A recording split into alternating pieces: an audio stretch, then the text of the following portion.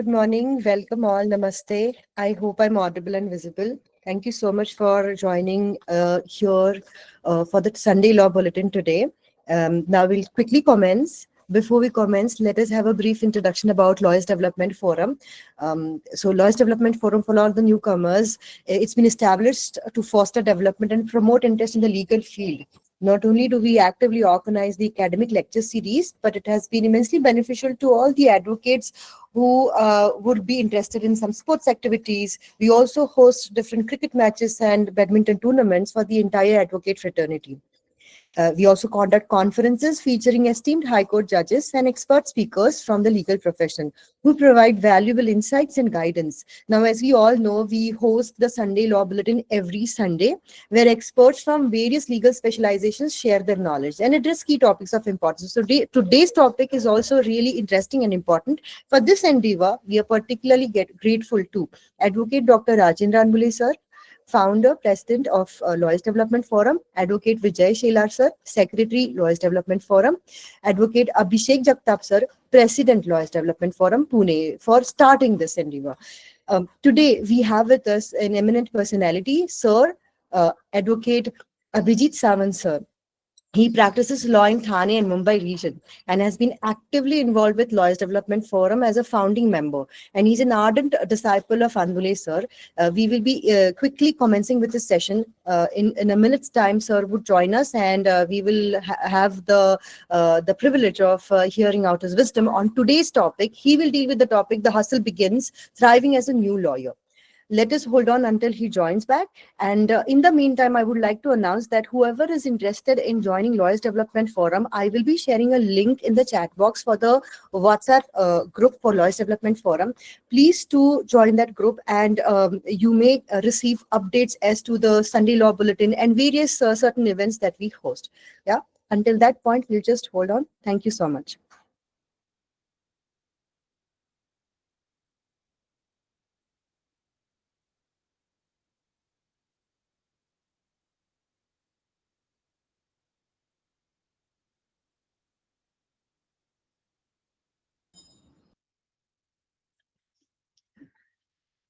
Advocate Abhijit Sawant sir is now here. Sir, am I audible and visible? I have made you the co-host. Could you please revert back with your mic on? Yes, I'm audible. Yes, You are sir. audible, Yes, sir. and I guess I am too. Yes, sir. You're not visible, sir. It would be great if you may kindly switch on the video so that I'll turn off mine.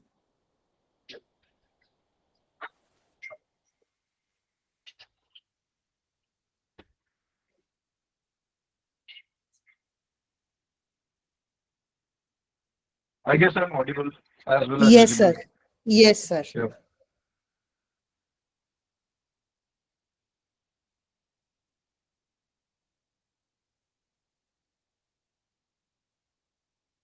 Yeah.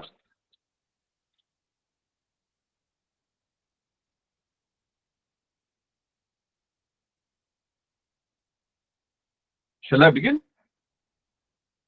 Yes, sir. You can kindly proceed, sir. Thank you, sir. Thank you very much, Ruchi. Uh,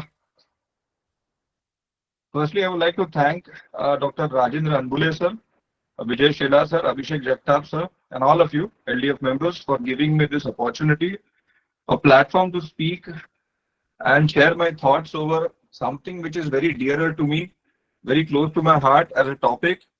Uh, because I mean, this is the time when I really struggled a lot. And to my mind, I mean, these are the days when we actually built up our careers in a manner that actually shapes up into something that we usually want. I mean, we usually want to become uh, successful lawyers. So, in that sense, I will just share my thoughts. I would like to thank Abhishek Jagtap sir for giving me certain chalked out points as to what I should be speaking about, and that has really given me that coded line as to what all things I can share out of my own experience. So I'll be sharing those things. And as also with respect to the language, I'll be bilingual. Marathi आणि English असं दोन्हीमध्ये बोलायचा प्रयत्न करेन. And bear with me for any kind of a language goof up. So, see, I mean, the topic itself has been very nicely titled as The Hustle Begins Thriving as a New Lawyer. In the career as a law, we have two types of lawyers. I mean, I guess I'm hello. Yeah, I guess I'm addressing an audience wherein people are either undergraduates who are doing their internships or people who are graduates wanting to be good lawyers or those people who are just a neophyte म्हणजे पहिल्या 2-3 वर्षातले तुम्ही lawyers आहात आणि काही करायचं. So मी त्याप्रमाणे आणि तुम्हाला ऑडियन्स समोर डोक्यात ठेवून या गोष्टी आता शेअर करणार आहे. So embrace the grind early हे जे काय म्हटलेलं आहे ते in your career. And as I said, there are two types of lawyers. One is a person who must have done BLS, that is after 12th standard, directly हेच career करायचं अशा अनुषंगाने त्यांनी त्याचं करियर बिल्टअप केलेलं आहे. आणि दुसरं असेल may be accidental lawyer just like me who never wanted to be a lawyer but have come into this profession and embraced it. So there are two types of lawyers that we can see. The one who always had a goal to be a lawyer is the one who must have started right from 12th standard, that is the 5-year law course. So they know what they wanted to be. And those are the good times when they actually can study hard, learn the basics, the nuances of this career by being with some of the other mentor. The accidental lawyers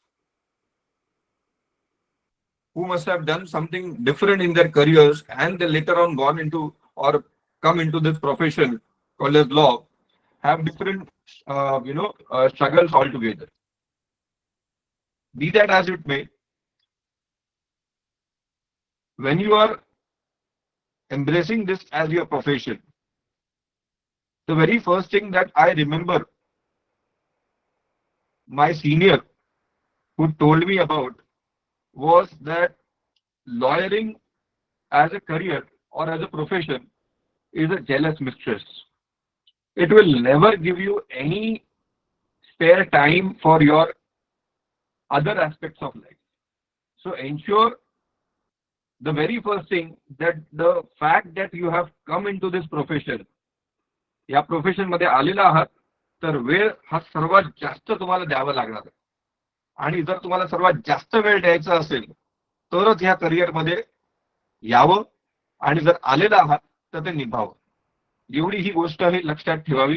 कारण की नुसतंच कोर्टामध्ये जास्तीत जास्त राहणं important नाहीये, तर तुमच्या सिनियरच्या तुमच्या मेंटरच्या सोबत तुम्हाला जास्तीत जास्त वेळ स्पेंड करता आला पाहिजे. In fact I will say extended hours. म्हणजे तुमचे सिनियर्स हे मे बी एका वेळेला येत असतील, एका वेळेला जात असतील, पण त्याच्याही नंतर तुम्हाला तिथे बसता येण्यासारखं असू शकतं किंवा मे बी तुमच्या घरी जाऊन तुम्हाला एक वेगळ्या प्रकारे अभ्यास करता यावं लागणार आहे किंवा ते करावं लागणार आहे. आणि तशा प्रकारचं हे एक करिअर आहे हे सगळ्यात पहिलं लक्षात ठेवा. Now what are things are required? Like when you are in a courtroom, when you are in a chamber, there are two different things that we have to see. When you are in a courtroom, it might be a case that you are observing a judge. It might be a case that you are observing a senior counsel. It might be a case that you are observing just another lawyer like you. You should be understanding and observing those nuances, those subtleties in which these people speak without annoying the judge. And at the same time, you should also observe the judge as to what is he questioning, what is he asking. You have to stay as close as possible to the judge in the courtroom so that you can understand as to what he speaks, what is he actually wanting to know from the senior, wanting to know from the advocate. So these are certain things you might not understand right in the VRs of your career. But as and when you start observing those, you will understand that it was so simple that a person who comes over in the courtroom and speaks very lucidly about a particular fact and just gets an order in his hand. It might be very simple for you to see that, but when it comes to you, की तुम्हाला स्वतःला जेव्हा ते करायचं असेल त्यावेळेला तुम्हाला ती अशी भीती वाटत राहील so those are the things that firstly you have to observe. त्याच्यानंतर क्रॉस एक्झामिनेशन एक सगळ्यात महत्वाची गोष्ट आहे, जी तुम्ही अदरवाईज पण तुम्हाला माहितीच असेल. क्रॉस एक्झामिनेशन फार महत्वाची असते, कारण का क्रॉस एक्झामिनेशन आपण जेव्हा कुठेही बसतो तेव्हा डायरेक्ट स्टार्ट टू एंड आपल्याला कधी कधी बघायला पाहायला मिळत नाही. पण ज्या वेळेला आपण बसतो त्या वेळेला एखादा व्यक्ती, एखादा लॉयर कशा प्रकारे क्रॉस एक्झामिनेशन करतो, कशा प्रकारे तो त्याचं डिमनर मेंटेन ठेवतो, कशा प्रकारे त्याचं डेकोरम मेंटेन ठेवतो, कशा प्रकारे उभा राहिलेल्या विटनेस कडनं काही प्रश्न गोड पद्धतीने विचारतो, काही वेगवेगळ्या टॅक्टिक्स वापरून विचारतो आणि त्याच्या पद्धतीने त्याला ऍडमिशन मिळत असतात. त्यासाठी मे बी अशा वेळेला असंही असू शकतं की त्या सिनियर काउन्सिलकडनं तुम्हाला नाही मिळणार किंवा त्या काउन्सिलकडनं तुम्हाला नाही मिळणार काही माहिती, पण त्याचे ज्युनियर्स असतात त्यांच्याशी तुम्हाला दोस्ती यारी करून ठेवायला लागते की बाबा केस काय समजून घ्यावं, की बाबा या केसमध्ये नक्की काय मर्म आहे त्याचा समजून घ्यावा, आणि मग तिकडे बसून तुम्हाला ते समजायला जरा सोपं जाऊ शकतं. तर ह्यासाठी तुम्हाला स्वतःला प्रयत्न करावे लागणार आणि त्यासाठी जास्तीत जास्त तास तुम्हाला कोर्टामध्ये घालावे लागतात. माझे सिनियर मला नेहमी म्हणायचे की आपलं चेंबरचं काम आटपल्यानंतर घरी जायचं नाही, तर तिथेच बसावं तुम्ही. म्हणजे I started myself with as a civil practitioner and civil साईडला काम केल्यानंतर सकाळच्या सत्रामध्ये बऱ्यापैकी काम आटपून जायचे, तर दुपारच्या सत्रामध्ये माझे सर म्हणायचे की तुम्ही बसून राहा आणि कुठल्या ना कुठल्या तरी एखाद्या क्रिमिनल केसमध्ये वगैरे काय चालू आहे ते ऑब्झर्व करत राहा. That makes a lot of difference. आणि इनफॅक्ट ते सांगायचे की क्रिमिनलची क्रॉस एक्झामिनेशन वगैरे जर तुम्ही चांगल्या पद्धतीने न्याहाळली, व्यवस्थित समजून घेतली, तर तुम्हाला सिव्हिलमध्ये त्याचा बराच फायदा होऊ शकतो आणि ते बऱ्यापैकी होत आहे असं मला वाटतंय. As a new lawyer there is another important thing which is to be done is e-filing. आजच्या तारखेला कुठलाही सिनियर, कुठल्याही एक बऱ्यापैकी जो बिझी असलेला एक लॉयर आहे तो ई-फायलिंग किंवा प्रोसिजरल ऍस्पेक्ट मध्ये पडण्यासाठी पडत नाही. त्याला कोणता कोणतरी एक असा होतकरू ज्युनियर हवा असतो किंवा अशा पद्धतीचा एक लॉयर हवा असतो ज्याला ह्या सगळ्या गोष्टी माहिती आहेत and who can actually cut across all the Nicholls of e filing. तर ई फायलिंग वरती तुम्ही तुमचा हातखंडा, ई फायलिंग वरती तुम्ही तुमची एक मक्तेदारी किंवा मी जे म्हणेन की तुम्ही स्वतःला एम्पॉवर करून घ्या की मला ई फायलिंगचं सर्वच गोष्टी येतात, कुठल्या कुठल्या बारीक सारीक गोष्टी असतील त्याही येतात. अशा पद्धतीचं तुमचं ई फायलिंग वरती चांगली कमांड तुम्ही घेतली पाहिजे आणि ती मिळवल्यानंतर तुम्हाला ते बऱ्यापैकी सोपं जाईल की कामं पण तुम्हाला मिळत जातील. फॉर एक्झाम्पल ई फायलिंग जेव्हा नवीन आलं तेव्हा बरेचसे ज्युनियर्स असे होते ज्यांनी बऱ्यापैकी ई फायलिंग वरती कमांड मिळवली आणि त्या ई फायलिंगच्या कमांड वरती बऱ्याचशा सिनियरनी त्यांना कामं देत गेले, वकालतनाम्यावरती त्यांचे सह्या घेतल्या गेल्या आणि ती कामं त्यांच्या मार्फत ती केली गेली. So these are certain things which as a junior lawyer you should be embracing. Learn the courtroom etiquettes. Always be in an on mode. कधीही कोर्टामध्ये असताना, हे बेसिक गोष्ट आहे, पण कोर्टामध्ये असताना नेक बँड किंवा तुमचा कोट काढून बसू नका कुठे. कधीही कोणत्या वेळेला कसलीही संधी येऊ शकते, एखादा रिमांड येऊ शकते, एखादं मेन्शनिंगची संधी येऊ शकते, सोडू नका. Just grab that opportunities. These opportunities will keep on coming. Stay curious, stay hungry is something that I will tell you as the basic underpinning of it. कधीही कुठेही उभे राहिला असाल, कधीही कसलीही संधी येऊ शकते. So always stay hungry. And another important thing that I would like to add over here is की इनिशियल इयर्स मध्ये जेव्हा तुम्ही ऍज अ लॉयर स्वतःला म्हणतात त्यावेळेला लॉयर नसून तर एक गुड क्लर्क राहणं गरजेचं असते. कालच बोलता बोलता एक विषयावरती माझ्या सिनियर कडनं मला ही परत एकदा ऐकायला मिळालं. ते म्हणजे की a new lawyer should be a person who should be a very good clerk. त्याची दोन कारण आहेत. एक, जो क्लर्क असतो, क्लर्क म्हणजे जो लॉयरचा क्लर्क असतो तो क्लर्क, त्याला वेगवेगळ्या डिपार्टमेंटची माहिती असणं गरजेचं आहे. त्याला कोर्टामधल्या प्रत्येक डिपार्टमेंटची माहिती एवढ्यासाठी असणे गरजेची आहे की त्याच्या कामाशी आणि त्याच्या सिनियरच्या कामाशी असलेल्या बऱ्याचशा गोष्टींची त्याला कोऑर्डिनेशन जमला. I mean he should be understanding as to how to coordinate with. For example, another department कशासाठी आहे, फायलिंग डिपार्टमेंट कुठे आहे, सीओसी म्हणजे काय, या बेसिक गोष्टी आहेत. पण त्या डिपार्टमेंटमध्ये कोण बसतं, कुठे बसतं आणि बऱ्यापैकी चांगलं रिलेशन डेव्हलप करणं गरजेचं असतं. कारण की बऱ्याच वेळेला असं होतं कामाचा लोड असतो आणि आपली कामं आपल्याला करून घ्यायला लागतात. So always be a good clerk. Second objective of being a good clerk is someday you will be a senior. someday you will be a lawyer who will be having some seniority, and at that time you have to stay back at your office and you have to ensure that your things are getting done, and those things which will be getting done would be done either through your clerk or through your junior lawyers. मग जेव्हा ते काय करतायत तिकडे त्यांना काय अडचणी येऊ शकते हे फक्त तुम्हीच सांगू शकता तेव्हाच जेव्हा तुम्ही कधी ते काम केलं असेल त्यावर.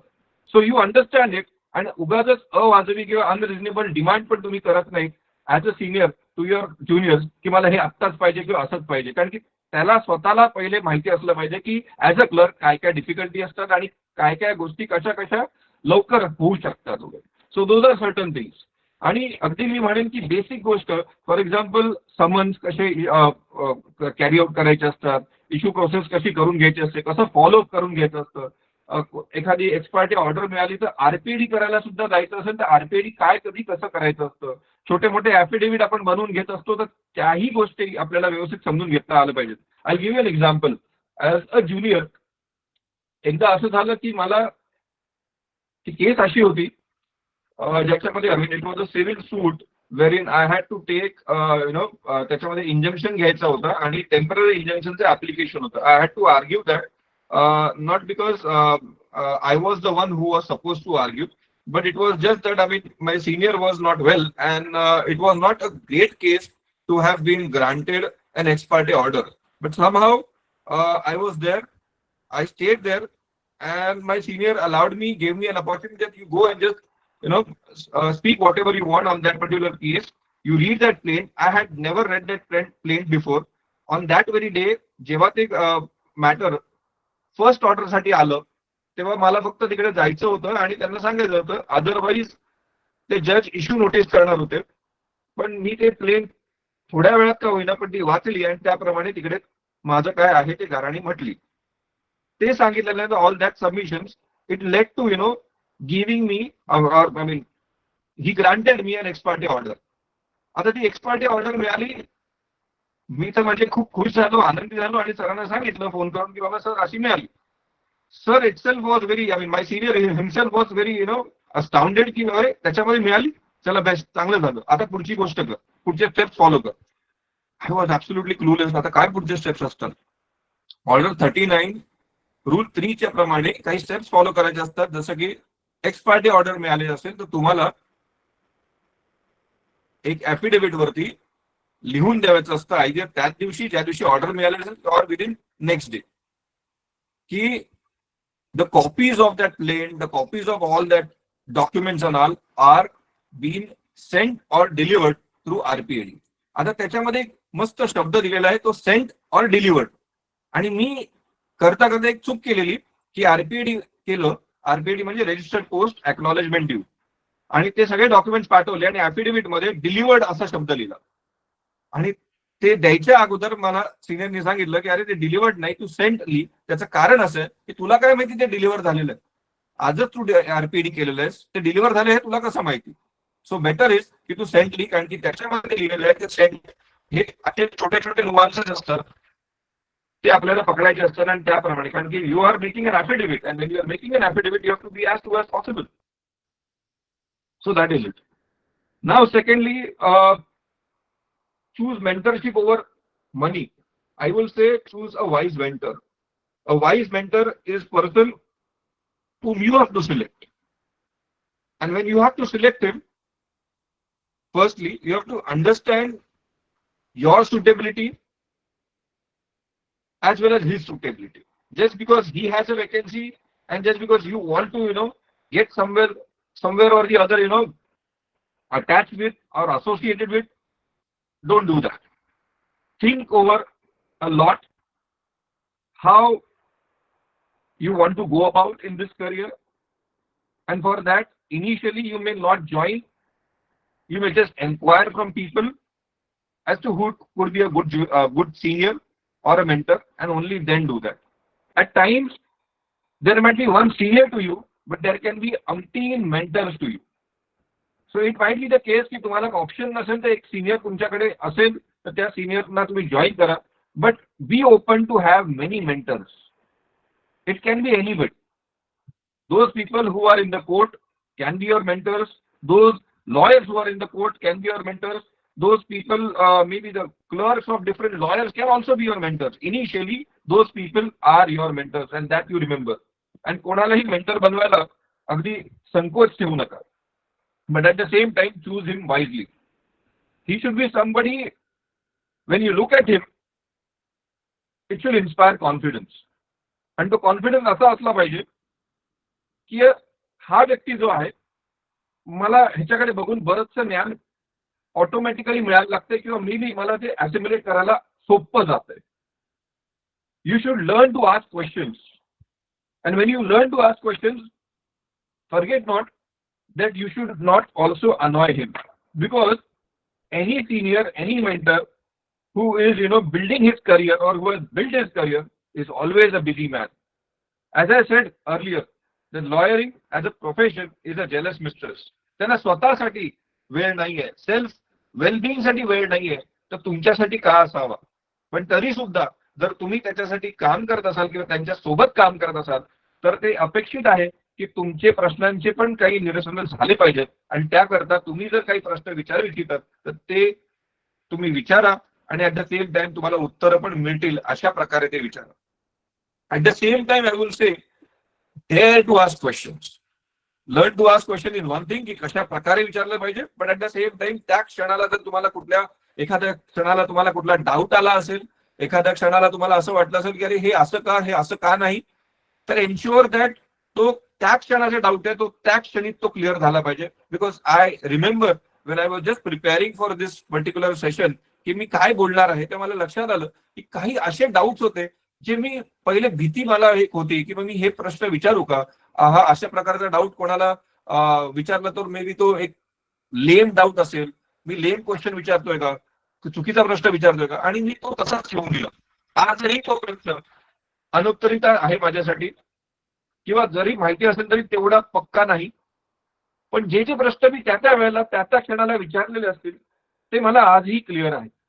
ती क्लॅरिटी ऑफ थॉट तुमच्यामध्ये असली पाहिजे, पण त्याच्यासाठी ती डेअरिंग लागते. त्याच्यामध्ये मनामध्ये कोणत्याही प्रकारचं शंका आणत बसू नका की मला हा प्रश्न मी विचारला तर हा असा असेल का तसा असेल. पण ते प्रश्न विचारायच्या अगोदर तुम्ही तुमचा रिसर्च किती केलेला आहे हे महत्वाचं आहे. तुम्ही तुमचा रिसर्च इन द सेन्स की तुम्ही स्वतः किती कायदा वाचलेला आहे, कायदा वाचून झाल्यानंतर त्याच्यातले काही नुआन्सेस असतील, त्याच्यातले काही निटिग्रिटीज असतील तर ते तुम्ही विचारा, समजू शकतो. पण काही बेसिक प्रश्न प्लीज विचारू नका. कारण का ते बेसिक प्रश्न पहिले तुम्ही तुमच्याच कंटेम्पररीजना विचारून बघा की बरोबर सोबतचे तुमचे लाईक माइंडेड तुमच्या बरोबरीचे जे लॉयर्स आहेत ते कोण आहेत, त्यांच्यासोबत तुम्हाला डिस्कस करता येऊ शकतं का.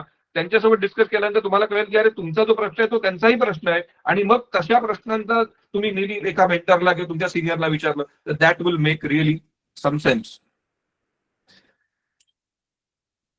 Then he will definitely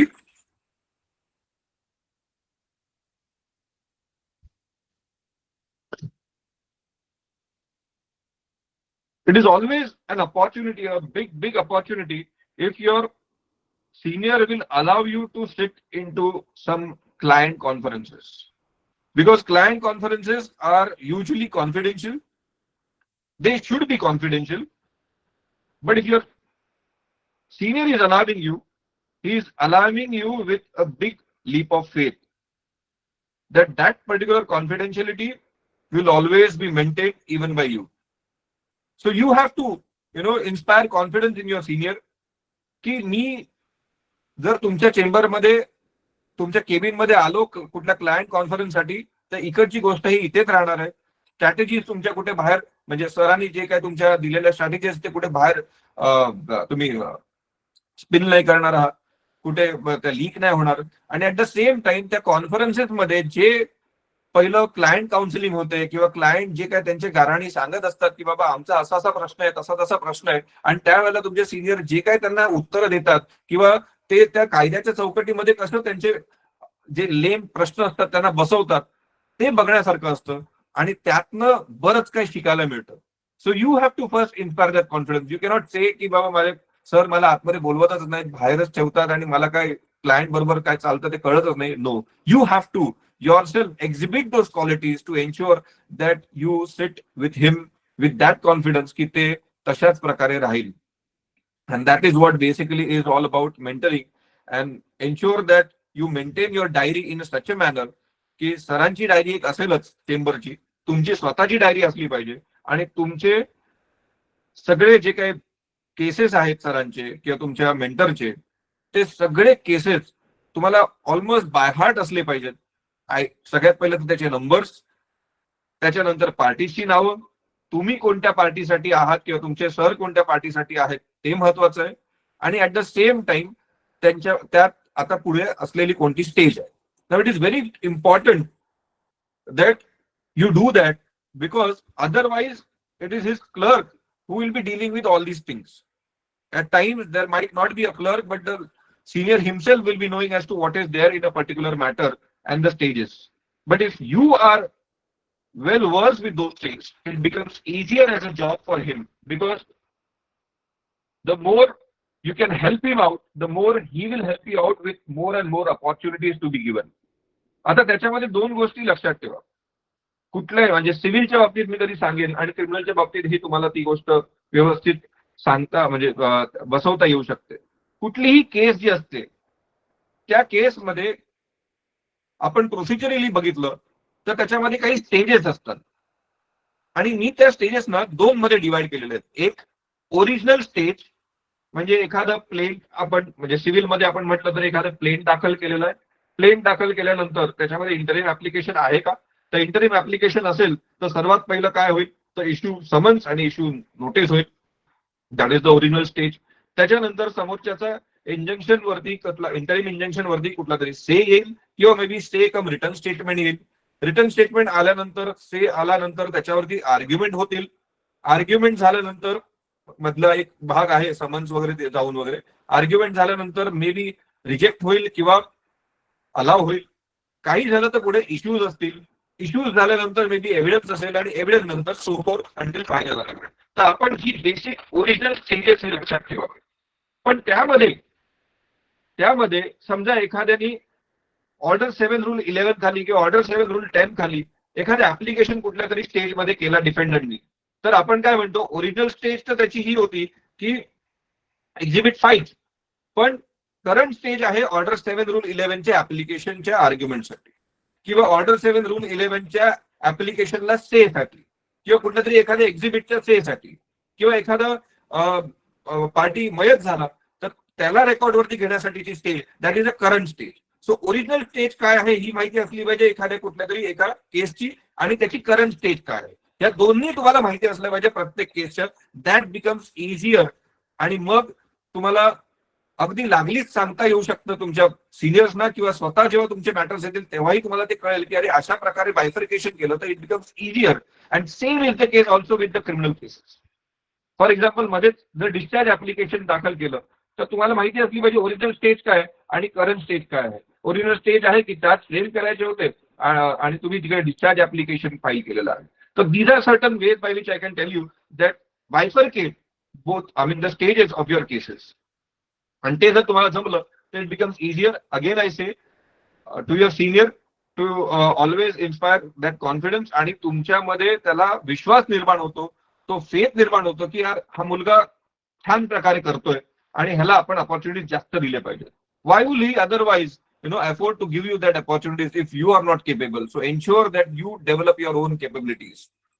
Then the best part about a new lawyer is, and the most challenging thing is all about drafting and research. Most of the, मला आठवतंय लॉयर्स डेव्हलपमेंट फोरम वरती आपण एक पुण्यामध्ये डिस्कोर्स घेतलेला आहे ज्याच्यामध्ये drafting बद्दल एक घेतला आणि त्या ड्राफ्टिंग इन क्रिमिनल प्रोसिडिंग्स असं काहीतरी टायटल होतं त्याच्यामध्ये. That is something which was really amazing because I practice more or less both the lodge.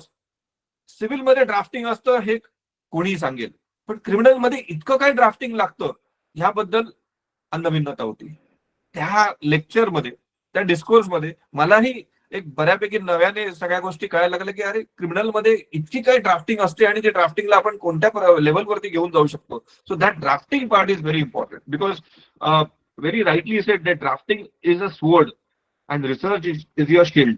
आणि हे स्वॉर्ड आणि हे शिल्ड घेऊन तुम्ही जे करतात that is lawyering basically.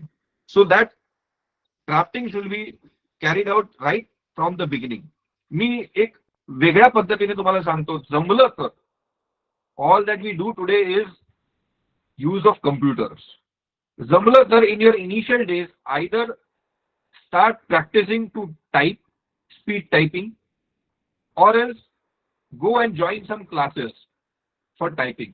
It's very important because gone are the days when you get, the classical stenographers मिळतात आजकाल, फार कमी मिळतात किंवा भेटतच नाही. सो तुम्हालाच ते करायचंय आणि सुरुवातीपासूनच जर तुम्ही टायपिंग करायला लागलात, स्पीड टायपिंग करायला लागलात, तर ड्राफ्टिंग वर्क तुम्हाला तुमचं जमायला खूप सोपं जाईल. And this I am telling you through my own experience. When I came into the chamber of my senior obviously is not great at typing, but all that he always required was his steno or one of the juniors who could type fast. Steno नेहमीच यायचे नाहीत, but then he used to require a junior.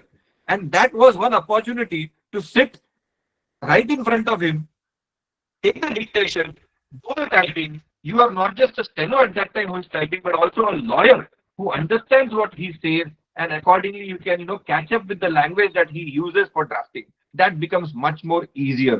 पण ते तेवढं तुमचं typing असलं पाहिजे. For that, start learning to type.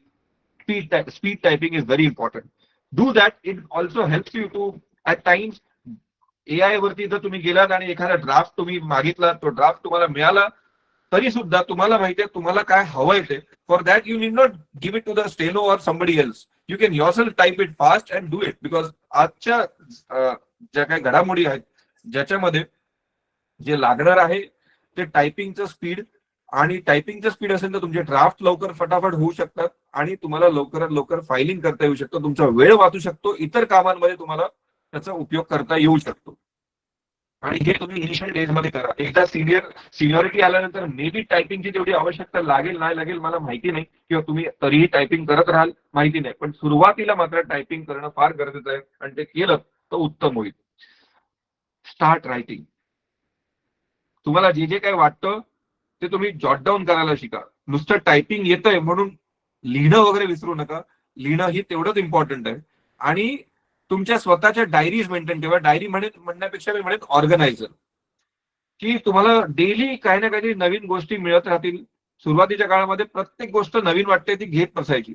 एखादा तुम्ही कोर्टरूम मध्ये बसलेला आहात आणि कोणीतरी काहीतरी कुठला जार्गन वापरला, कुठला टर्मिनॉलॉजी वापरली, लगेच नोट डाऊन करता आलं पाहिजे. So maintain that small diaries in your pocket. It always helps. If somebody using a very great word or any terminology or any kind of a Latin maxim, ते सगळं घ्या. एखादा सेक्शनचा कोणीतरी प्रोव्हिजन बद्दल काहीतरी म्हणणं सांगितलं त्यांचं, तर ते जॉट डाऊन करा. This helps you a lot.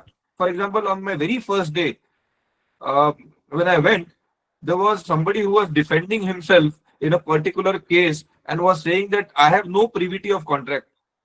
मी अभ्यास काही फार जास्त केला नसेल कदाचित कॉलेजमध्ये, पण प्रिव्हिटी ऑफ कॉन्ट्रॅक्ट हा काय प्रकार आहे हा समजून घेण्यासाठी मी त्यावेळेला हातावरती जॉट डाऊन केलेलं आणि ते समजून घेतलेलं. So that was my first jargon I remember. So therefore I am sharing with you. So there are certain things तुम्हाला येत राहतील समोर आणि पटापट ते गुगलवरती जाऊन टाईप करा, शिकून घ्या, समजून घ्या आणि ingrained it in your mind. That is what you do.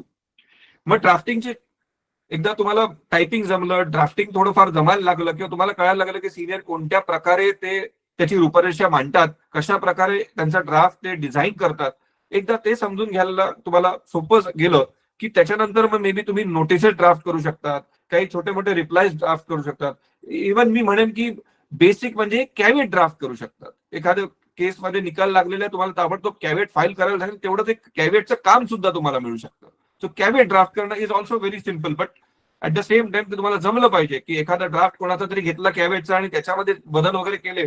Don't do that. Initially start afresh. तीन ओव्हर ड्राफ्ट तुमचे स्वतःचे बनवा आणि बघा ते मॅच करत आहे जे काय असलेल्या ड्राफ्ट सोबत, की ते बऱ्यापैकी जक्स्टापोज केल्यानंतर तुमचे आणि त्यांचे मिळतात का, की काय मिस आहे.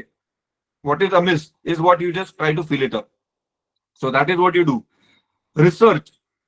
After drafting, I would like to focus more on research. It is very important that you research every provision of law. Now, why I say this is, कुठलीही गोष्ट कायद्यामध्ये दिलेली आहे म्हणून ती सेटल्ड आहे, ती क्लिअरली दिलेली आहे आता ह्याच्यासाठी कशाला आपण कुठली तरी अथॉरिटी काढावी? तर तसं करू नका. तुम्ही सिनियर नाही आहात, तुम्ही ज्युनियर आहात, तर ज्युनियर डेज मध्ये बेसिक प्रोव्हिजन साठी सुद्धा तुम्ही अथॉरिटी शोधा, की बाबा ही अशी अशी गोष्ट आहे, तर ह्याच्यासाठी अथॉरिटी आपण शोधूया. 2-3 अथॉरिटीज तुम्ही शोधल्यानंतर, जजमेंट शोधल्यानंतर, त्या जजमेंटमध्ये जे जे काही उहापोह झालेला असतो किंवा त्या जजमेंटमध्ये कोणती केस कशा प्रकारे मांडली आहे किंवा असलेली केस कशी आहे, हे जर तुम्हाला कळलं तर एकच प्रोव्हिजन विविध प्रकारे कशा प्रकारे त्याचं चरणमरण झालेलं असतं त्या केसेसमध्ये ते तुम्हाला कळतं आणि आयडियाज येतात की कशा प्रकारची केस ह्या एखाद्या शब्दावरती किंवा एखाद्या प्रोव्हिजन ऑफ लॉ वरती येत असते. पुढच्या वेळेला मे बी तुम्ही डिफेंडंट असू शकतात किंवा रिस्पॉन्डेंट असू शकतात, तर तुम्ही त्या केसमध्ये कशा प्रकारे तुमचा डिफेन्स घेऊ शकता हे तुम्हाला एका प्रोव्हिजनला वेगवेगळ्या अथॉरिटीजनी तुम्ही जर तुमचा रिसर्च केला असेल तर तुम्हाला ते सोपं जाऊ शकतं समजून घेण्यासाठी. That becomes easier. So please कोणत्याही पद्धतीने प्रयत्न करा आणि बेसिकच्या basic those even fundamental things also should be research. For example, if I say if I say that in civil law pleadings constitute plaint आणि रिटर्न स्टेटमेंट. आता simple आहे, दिलेलं आहे की ह्याच्यामध्ये फक्त प्लेंट आणि रिटर्न स्टेटमेंट ह्यांनाच प्लीडिंग्स म्हणावं. पण मग आपण तर बऱ्याच गोष्टी अशा काही ना काहीतरी लिहितो आणि ते देत असतो, एखादं ऍप्लिकेशन करतो किंवा अजून काहीतरी करतो. मग ह्याला पण प्लीडिंग म्हणायचं का? तर कायदा काय म्हणतो, ह्याला प्लीडिंग नाही म्हणू शकत. मग कशाला प्लीडिंग म्हणावं? चला आपण बघूया तरी ऑर्डर 8 खाली किंवा ऑर्डर 7 खाली, ऑर्डर 6 खाली काय दिलेलं आहे आणि मग ते आपण एखादा टॉपिक टाईप करायचा एससीपी वरती किंवा मे बी मनुपत्रावरती किंवा इंडिया कानूनवरती बेसिक पाहिजे असेल तरी, आणि बघावं की त्याच्यावरती काय काय अथॉरिटीज जजमेंट मिळतात आणि त्याच्या बाबतीत सुप्रीम कोर्टाने किंवा ऑनरेबल हायकोर्टनी काय म्हटलेलं आहे. These are the basic rudimentary things that I am telling you, but in the initial days these are certain things that you have to do. I have done it, therefore I am sharing with you as a matter of experience.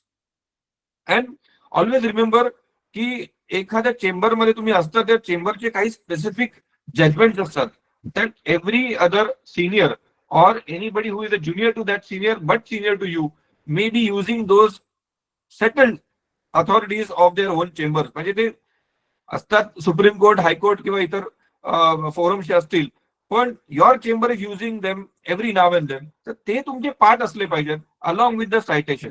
The senior might be arguing in the court and he might have felt that okay, I need this authority immediately. You should be behind him and just giving an indication, mala mahiti hai, mi patkan aanto. So that is what you should be ready with, and always carry certain landmark judgments with you if you can in your purse or in your bag. You should have your own penchant for finding case laws.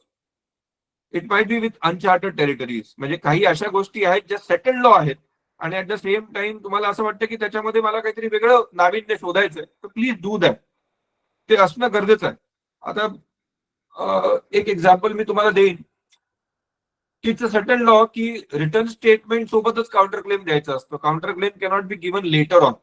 It's a certain law, but in exceptional circumstances the counter claim may be allowed to be filed even after the return statement. असा कायदा आहे.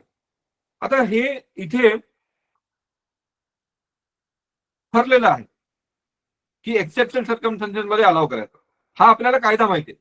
अरे पण ते exceptional circumstances कुठे define केलेले आहेत कायद्यामध्ये? ते नाही केलेले आहेत. मग अशा वेळेला ते एक्सेप्शनल सर्कमस्टन्सेस शोधण्यासाठी तुम्हाला वेगवेगळे जजमेंट शोधावे लागतील आणि ते जजमेंट तुम्ही शोधून घेतलेत तर तुम्हाला कळेल की एक्सेप्शनल सर्कमस्टन्सेस काय काय आहे. अजून एक एक्झाम्पल आहे की कोर्ट कमिशनर कधी कधी अपॉइंट करता येऊ शकतो. त्याच्यासाठी जर तुम्ही कायदा शोधला तर तुम्हाला अजून बरंच काही काही शोधायला मिळेल, सापडेल आणि मग ते तुम्ही वापरू शकतात आणि कधीतरी तुम्हाला युज करता येऊ शकतं. बरेचसे बेसिक गोष्टी मी सांगेन की ऍज अ ज्युनियर लॉयर जमलं तर ऍज अ सिव्हिल लॉयर मी म्हणेन की सूट व्हॅल्युएशन करा. क्रिमिनल लॉयर जर तुम्ही प्रॅक्टिस करत असाल 138 जनरली करतातच, तर एका कंप्लेंटमध्ये कोर्ट फी किती लागते, तर कोर्ट फी कॅल्क्युलेशन हे बेसिक गोष्ट आहे. हे एका ज्युनियरला माहितीच असलं पाहिजे. तर सूट व्हॅल्युएशन कसं होतं, तर सेक्शन 6 खाली वगैरे तुम्हाला जे जे काही मिळतात ते सगळे माहिती करून घ्या आणि सूट व्हॅल्युएशन कसं करायचं, कशा पद्धतीने त्या सूटला व्हॅल्युएशन करून त्याची कोर्ट फी पे करायची असते. तर कोर्ट फी पे नाही केली तर काय होणार, अर्धवट पे केली तर काय होणार, ह्याचे पडसाद आणि ह्याचे सगळे कॉन्सिक्वेन्सेस तुम्हाला माहिती असले पाहिजे. तर त्यासाठी ह्या बेसिक गोष्टी तुम्ही वाचून घ्या. सुरुवातीच्या दिवसांमध्ये मी म्हणेन की जर तुम्ही एएस कडे गेलात, सुप्रिंटेंडंट साहेबांकडे, तर त्यांच्याकडे बरेचसे असे केसेस फाईल्स आलेले असतात फायलिंगसाठी. तर प्रत्येक फाईल जर तुम्हाला संधी मिळाली तर ओपन करून बघू शकतात की त्याच्यामध्ये काय प्रेयर आहेत, त्याच्यामध्ये सूट व्हॅल्युएशन कसं केलेलं आहे, प्रेयर्स काय, सूट व्हॅल्युएशन काय, हे जर तुम्ही रोज सुरुवातीच्या दिवसांमध्ये जर व्यवस्थित हाताळलं तर तुम्ही ज्या वेळेला सूट स्वतःचे फाईल कराल त्यावेळेला तुम्हाला फार सोपं जाऊ शकतं. कोर्ट फी कशी डिटरमाइन करायची ते सोपं जाऊ शकतं. कोर्ट फीचे काही थंब रूल्स आहेत ते तुम्हाला सोपं जाऊ शकतं. Those will be the easier task that I am telling you right away at this juncture of your being a junior lawyer. Do that. Prima facie case काय असते, इरेपरेबल लॉस काय असतं, बॅलन्स ऑफ कन्व्हिनियन्स काय, हे तर words एकदम सर्रास वापरले जातात. एक्स फेशी, सिम्प्लिसिटर, पण ह्याचे अर्थ काय आहेत? जर ह्याला विचारलं की बाबा तुम्ही मला सांगा की बाबा प्रायमा फेशी केस तुमची काय आहे, तर तुम्ही सांगाल की ही माझी केस आहे. ओके, पण त्याचा अर्थ काय की what is the percentage or what is the possibility of you succeeding that matter is what prima facie case is all about. ते तुम्हाला सांगता आलं पाहिजे आणि तेवढं तुम्हाला बिल्डअप करायला लागतं. नंतर कोर्टरूम मध्ये कॉन्फिडन्स कसा बिल्डअप करायचा. माझ्या बाबतीत असं झालेलं की मी काही मूड कोर्ट्स किंवा एलोकेशन कॉम्पिटिशन किंवा म्हणा बऱ्यापैकी काहीतरी सब्जेक्ट शिकवायचो, त्यामुळे बोलता तरी यायचं, पण जजच्या समोर बोलणं was all together a different game. म्हणजे मी तो विचार पण नाही केला कधी की जजच्या समोर मला बोलायचं आहे, कारण की जज साहेबांच्या समोर जर मला बोलायचं तर पाठीमागे एवढी मोठी ऑडियन्स आहे ज्यांना मी बघू शकत नाही पण ते लोक मला बघतायत. आणि अशा प्रकारे एक असं म्हणजे एक साईट तयार व्हायची माझ्या डोळ्यासमोर की मी आर्ग्यू करतोय आणि मी कसं आर्ग्यू करू शकेन. I mean I was always having this fear that I might goof up, I might chicken out in a manner की मी सोडून जाईन मे बी कोर्ट बोलता बोलताच. अशी एक काहीतरी वेगळीच भीती असायची मला सुरुवातीला. But that you can do away with by initially beginning with adjournment application स्वतः ड्राफ्ट करायचे, सिनियरचे तुमचे काही इन्स्ट्रक्शन असतील त्याप्रमाणे, आणि ते स्वतःच जाऊन तिकडे मेन्शन करायचे.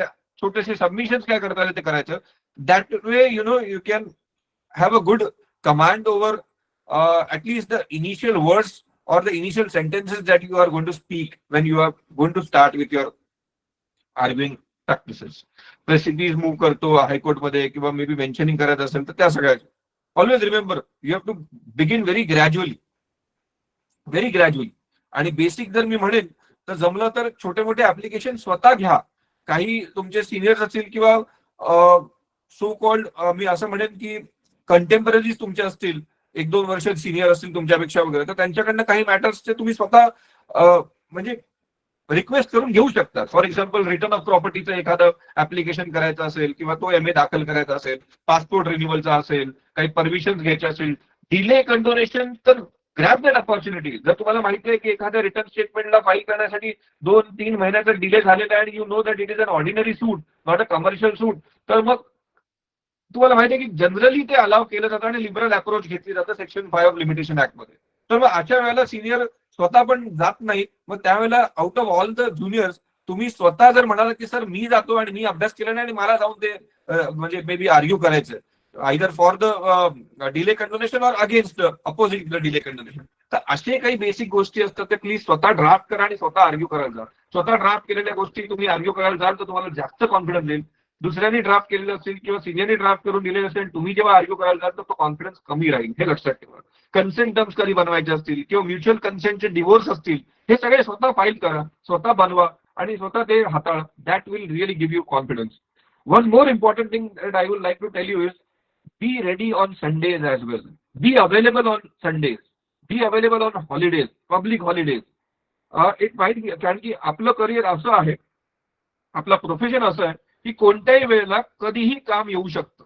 We are not bound by the 9 to 5 job goers like duty. No, we are professionals and that is the reason why we have to always stay available also on the holidays. Holiday courts असतात, काही remand झालेले असतात, एखादा senior, एखादा व्यक्ती, एखादा दुसरा lawyer ज्याला अवेलेबल होता येत नसेल तर तो म्हणेल की बाबा तू माझ्यासाठी तिकडे अवेलेबल होऊ शकतो का. That will also give you that interface of yours with the जज आणि दॅट बिकम्स इझियर. तुमचं एक्सपोजर वाढतो आणि दॅट इज ऑलवेज गुड. काही असं पण असू शकतं that try to argue the matters of interim bail. काही सिमेंटिक्स वापरायचे असतात, ते सिमेंटिक्स काही म्हणजे काही जार्गन्स असेल ते वापरायचे ते वापरा. But always remember, don't fear to take up works. I'll give you another example. We are exceeding time maybe, but then I'll just give you another example. मी हे का म्हणतोय that don't fear to take up work in the initial days is because generally Naveen lawyer जे असतात ते म्हणतात की अरे माझ्याकडे काम तर आलेलं आहे, माझ्या ताईनी, माझ्या दादानी किंवा मे बी कोणीतरी मला काम तर दिलेलं आहे, सांगतात की बाबा हे असा व्यक्ती याला भेट आणि याचं हे काम कर, पण मला ते का जमणार नाही कारण की मी ज्युनियर आहे आणि ज्युनियर असल्या कारणाने मला ते निभावता येणार नाही किंवा मला त्याला जस्टिस देता नाही येणार, असं वगैरे तुमच्या मनात काहीतरी असेल तर प्लीज पहिले तर ते काम काय आहे ते स्वतः पहिले समजून घ्या आणि समजून घेतल्यानंतरच ते काम स्वतःवरती रिस्पॉन्सिबिलिटी घ्या की बाबा ते काम मी ते करणार. I tell you one example. That example is of की माझा एक मित्र होता, आधी मी जिथे जॉबला होतो तिकडे माझा मित्र होता. तो मित्र एक काम घेऊन आला की त्याच्या एका अशा मॅटरमध्ये एक्स पार्टी डेक्री झालेली भिवंडी कोर्टमध्ये आणि ती एक्स पार्टी डेक्री आता अपील करायची होती आणि म्हणजे रिस्टोर करायचा होता बेसिकली तो दावा. तर मी विचार केला अरे बाबा मी हे कसं घेऊ शकतो, समोर तर एक मोठा लॉयर सिनियर आहे आणि मी ते कसं घेऊ शकतो, मला तर जमणारच नाही.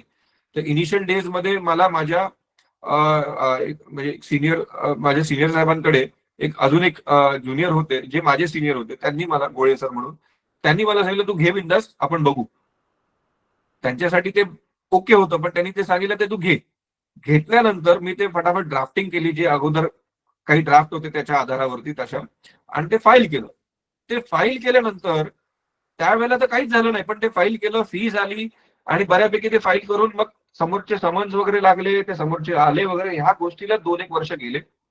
त्याच्यानंतर काही पुढचा काळ गेला ज्याच्यामध्ये ते डिले कंडोनेशनच काहीतरी करायचं होता, त्या डिले कंडोनेशन मध्येच बराच काळ गेला. मग ते अपील लागलं. तर almost 5-6 years it took.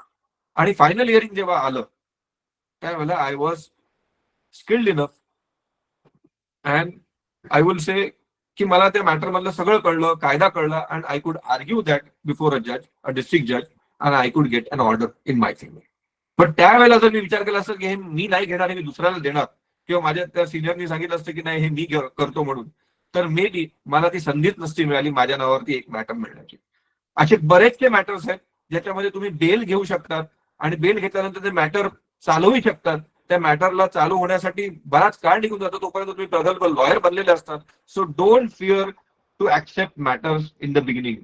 Take those matters, take the help of your senior, take the help of anybody who can be of help to you, but take up the matters. Don't shy away from that. Then the rubric is that you have to develop your own personal brand, which means credibility. Always remember that when you are walking in the courtroom, you're always carrying your image with you. And after all, as a lawyer, your image is very, very crucial, very significant, very important. In the sense की तुम्हाला तुमची image आणि credibility खूप जास्त, किंबहुना इतर profession मध्ये काय होत असेल माहिती नाही, पण या प्रोफेशन मध्ये तुम्हाला तुमची इमेज खूप जास्त प्रमाणावरती जपणं गरजेचं आहे. Not just in the courtroom but also outside. This is very important. And for that तुम्ही you should also stay visible. Because it is an old saying, out of sight is out of mind. जर तुम्ही courtroom मध्ये दिसलातच नाही तर कोण तुम्हाला lawyer म्हणणार आणि कोण म्हणेल की बाबा तुम्ही प्रॅक्टिस करता म्हणून. So always stay visible, not just in the courtroom but also anywhere possible, like any other platform. For that matter कुठले सेमिनार अटेंड करायचे असतील तर सेमिनार अटेंड करा, बार इव्हेंट अटेंड करा, programs like what the LDF conduct, ते सगळं. Then ask questions over there. Don't fear to ask questions. Get those answers to your queries. At the same time, WhatsApp groups असतात, काही लॉयर्सचे WhatsApp group असतात, काही तुमचे social स्पिअरचे काही WhatsApp group असतात, may be तुमच्या मित्रांचे ग्रुप्स असतात. कुठे ना कुठे कुठली ना कुठली तरी ऍक्टिव्हिटी होत असते, कोणी कसले तरी प्रश्न विचारत असतात. Be the first one two research on your on. The internet world is open for you. The books are at your disposal. Ensure that you use those resources quickly and promptly and give answers to those questions.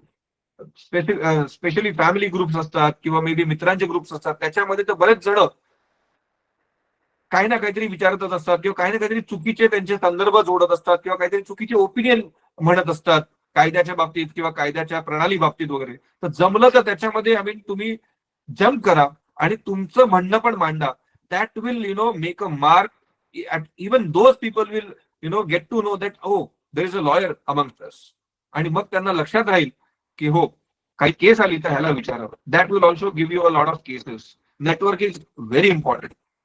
मला माहितीये की as a lawyer म्हणून तुम्हाला सकाळ म्हणजे as a new fight सकाळपासून तुम्ही संध्याकाळपर्यंत तुम्ही फक्त कोर्टरूम आणि तुमचे चेंबर, कोर्टरूम आणि चेंबर तेवढंच करतात, बाकी इतर वेळ मिळत नाही. But as a matter of fact and through my own experience मी तुम्हाला सांगेन, संडेज, पब्लिक हॉलिडेज मध्ये अदरवाईज तुम्ही अवेलेबल राहा, मी म्हणतोय, नो डाऊट. पण at the same time try to be as social as possible. लोकांमध्ये मिसळणं फार गरजेचं आहे. अदर दॅन लॉयर्सना पण भेटणं गरजेचं आहे. भेटून काही कायद्याच्या गप्पा मारा, काही असलेल्या चालू घडामोडींबद्दल गप्पा मारा ज्याच्याशी कायद्याचा संबंध असेल. That will also make a mark amongst those people and that will ingrain among them that yes, there is a lawyer within us and he's a very good lawyer who can talk and who can explain the things in a nice manner. असं जर तो आम्हाला करत असेल तर may be तिकडे courtroom मध्ये काय करत असेल, असं एक विचार त्यांच्या मनामध्ये असा फिरू दे. आणि that slowly and gradually, you never know, कुठली ना कुठली तरी कामं तुमच्याकडे घेऊन येतीलच. कधी कुठली नोटीस आली, कधी कुठली महानगरपालिकेची नोटीस आली, मे बी कोणाची तरी 138 ची नोटीस आली चेक बाउन्सची, किंवा मे बी अगदीच काही नाही तर असं काहीतरी माझ्यासोबत घडलं की मला ते कंझ्युमर डिस्प्यूट रेज करायचं आहे. काही असू शकतं. Be open for anything. Initially don't have any kind of inhibitions. So reputation, image building is a gradual process. Remember that your every moment is crucial and it is building your brand. And when I say your brand, means your credibility. Don't be casual anytime. Always be ready with your horses to rise and gallop. Always ready. And अजून एक महत्वाची गोष्ट जी आजकाल मी बघतो, जी माझ्या बाबतीत पण घडते, but when I tell you, I am actually reminding myself as well, that you ensure that you always pick every calls of your clients. Every calls of your clients. In fact, even तुमच्या सिनियरचे client असतील, त्यांचेही calls pick up करा, communicate with them, answer them, don't lie, call them back. If you happen to miss their calls, call them back. Communication is the key. Effective communication is the further key. Ensure that तुम्ही त्यांचे calls pick up करतात. After all they are the ones who are bringing cases to you. तो त्यांचे calls pick up करणं फार गरजेचं आहे. At least they get this satisfaction की माझा लॉयर माझे कॉल्स पिकअप करतोय, मला उत्तर देतोय. आणि there are certain deadlines that you have to follow. ते डेडलाईन्स मे बी फॉलो नसतील होत. काही वेळेला अजून अति तातडीचं काहीतरी अर्जंट काम येतं आपल्याला, आणि मग आपण ते आपले जुने काम थोडेसे बाजूला ठेवतो. आपल्याला कळतं की त्याच्यामध्ये फार जास्त अर्जन्सी नाहीये, पण त्या क्लायंटला अर्जन्सी आहे. तर त्याला आपण मोकळे मनाने फोन करून सांगावं की बाबा माझ्याकडे फार अर्जंट काम आलेलं आहे, तर तुमचं काम मी आज रात्रीपर्यंत नाही पण मी उद्या सकाळपर्यंत एक रिझनेबल टाइम मध्ये मी कम्प्लीट करतो. So be that communicative with your clients. Then when I say understand the business side of law, business side of law does not mean the commercial side. Business side of law means you should be knowing that whatever you are working for is after all to get yourself resourceful, to get your resources mobilized, to ensure that you make the best use and the optimum use of your resources. When I say this, I mean to say that whether I am having a good financial planning or not. कारण की आता तुम्ही सुरुवातीचे दिवस जे असतात त्यामध्ये आपण विचार करतच नाही पैशांच्या बाबतीत. जे मिळेल, जसं मिळेल तसं काम आपण घेत राहतो, किंवा नाही मिळाले पैसे तरी पण काम घेत राहतो आणि करत राहतो. पण जे जे काही मिळतंय ते पण पूरक मिळतंय का, योग्य मिळतंय का, हे आपलं गरजेचं आहे. आणि टाइम टू टाइम पंक्च्युअली तुमचे बिलिंग्स होत आहेत का, त्याचे फॉलोअप तुम्हाला करता येऊ शकतात का, ह्यावरती पण विचार करा. एक लक्षात ठेवा की तुम्ही ऍज अ बिगिनर तुमच्याकडे फार कमी पैसे असतात, आणि जेव्हा आपल्याकडे कमी पैसे असतात तेव्हा आपल्याला सगळ्याच गोष्टी नाही निभावता येत. पण remember, someday you are going to be a senior, someday you are going to have your own office, someday you are going to have your own independent practice. तर इनिशियल स्टेज पासूनच जर आपण चांगले हॅबिट्स, चांगले सवयी आपल्यामध्ये जर रुजवल्या तर that becomes easier. For example, office मॅनेजमेंटच्या बाबतीत तुमची पंक्च्युअलिटी फार गरजेची असते. ती पंक्च्युअलिटी जर तुम्ही मेंटेन ठेवली तर मे बी तुमचे ज्युनियर्स पण ती पंक्च्युअलिटी मेंटेन ठेवतील. यायचा वेळ, जायचा वेळ हे तुम्ही एकदम फिक्स करून ठेवा. मे बी यायचा वेळ तरी ऍटलीस्ट फिक्स करून ठेवा ऑफिसमध्ये, जायचा वेळ जो असेल तो. So those are the things that are the business side of law that you have to ensure. Financially मी म्हणेन की हळूहळू का होईना काही बुक्स वगैरे तुम्हाला विकत घ्यायचे, तर सुरुवातीला काही बुक्स घ्या. कारण की एकाएकी ज्या वेळेला तुम्ही इंडिपेंडेंट बनणार तेव्हा तुम्हाला सर्वच्या सर्व बुक्स एकाएकी विकत घेता येऊ शकणार नाही, किंवा सर्वच चांगली पुस्तकं त्यावेळेला मिळतीलच असं नाही. तुमची स्वतःची लायब्ररी तुम्हाला थांबायची असेल, जर्नल्स तुम्हाला ठेवायचे असेल, तर सुरुवातीपासूनच त्याची तयारी करा. These are certain very valuable nuggets that I am talking about, but those will really help you. Then stay open and be versatile. Have an exposure to all fields of law. Understand the nuances and try to correlate one law with the another. For example, if you're learning contractual law, breach of contract काय असतं हे माहिती असलं, तर at the same time, are there any other types of breaches also in some different laws? Then we have IPS, BNS, IPC and BNS, which talks about breach of trust. So how different is breach of contract from breach of trust? असे basic गोष्टी असतील जे तुम्हाला माहिती असल्या, तर you can connect certain things. You can really connect. I would have given a lot of examples on that as to how different facets of law, different facets of different fields of law, different subjects of law can help you in the law that ultimately you are going to practice. Because whenever a client comes, he never understands what kind of a lawyer you are. He might only understand, okay, तुम्ही civil चे का criminal तेवढं त्याला माहिती असतं, पण he might tell you hell lot of things, and at that time you should be able to crystallize them in a manner to at least give him some advice की बाबा ह्या गोष्टीमध्ये हे प्रोसिजर्स आहेत आणि हे अशा प्रकारे तुम्हाला करायचे आहेत. मे बी हे मी नाही करत, पण तुम्हाला दुसरं मी कोणाला तरी सांगतो, किंवा तुम्ही दुसऱ्या एका लॉयरकडे गेलात तर ह्या बेसिक गोष्टी तरी तुम्ही करून ठेवा, इतकं तरी आपल्याला सांगता आलं पाहिजे. So those are the procedural nuances that you should be knowing of every law, be it civil, be it criminal, be it family law, be it revenue law, be it revenue forum मधले law असतील किंवा कोऑपरेटिव्हचे काही असतील, जे तुमच्या कार्य म्हणजे जे कार्याचे स्पिअर आहे. फॉर एक्झाम्पल तुम्ही पुण्यामध्ये प्रॅक्टिस करताय, ठाण्यामध्ये प्रॅक्टिस करताय, मुंबईमध्ये प्रॅक्टिस करताय, तर तुमच्या आजूबाजूला असलेले जेवढे काही फोरम्स आहेत त्या फोरम्स बद्दलची माहिती तरी असली पाहिजे, त्यांच्या ज्युरिडिक्शन बद्दल माहिती असली पाहिजे, पेक्युनरी ज्युरिडिक्शन बद्दलची माहिती असली पाहिजे. कोणतरी प्रश्न विचारला तुम्हाला बेसिक माहिती नाही, तर that should not be the case. And believe me, इतर राज्यांमधली किंवा इतर शहरांमधली पण लोक जेव्हा तुम्हाला त्यांनाही कोणतरी एक ज्युनियर लॉयर हवा असतो. मी असं बऱ्याच वेळेला माझ्या ज्युनियरशिप मध्ये बघितलेलं आहे की त्यांना एक कोणतरी इकडचा लोकल लॉयर लागतोच. मग तो तुम्ही जर होत असाल आणि तुम्हाला ते नेमू इच्छिते, तर मग तुम्हाला किती माहिती आहे त्याबद्दल, की बाबा तुम्ही फक्त तुमचं वकालतनामामध्ये नाव असण्यासाठी असणार आहात का? नाही, तुम्हाला सांगता आलं पाहिजे की हे जज साहेब अशा प्रकारचा व्ह्यू ठेवतात, ते जज साहेब अशा प्रकारचा व्ह्यू ठेवतात. So you should also be knowing more about your जजेस, the court rooms, the dynamics of the court rooms in the court, what happens, and therefore you have to be abreast of all the happenings in the court. So ensure that you know everything. You should be able to tell them the pecuniary jurisdiction. You should be able to tell them the territorial jurisdiction. If somebody from different city is asking you to become a lawyer for them in a particular place, you should be, offhand, let them know that you know certain things which no other can tell you. So those are the things that you should be knowing. Then later on, mental strength, daily habits, personal well-being. It is an old saying you all must be knowing. Attitude makes habit, habit makes character, and character makes a man. And this mindset, actions, and overall identity is interlinked and intertwined with each other.